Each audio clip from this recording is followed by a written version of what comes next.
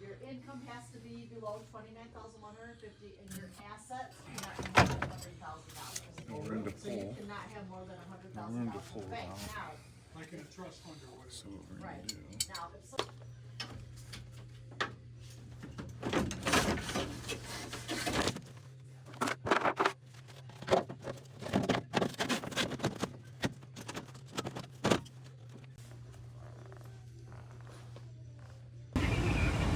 Let's just say those screws don't even need to be there. So that saves you from pumping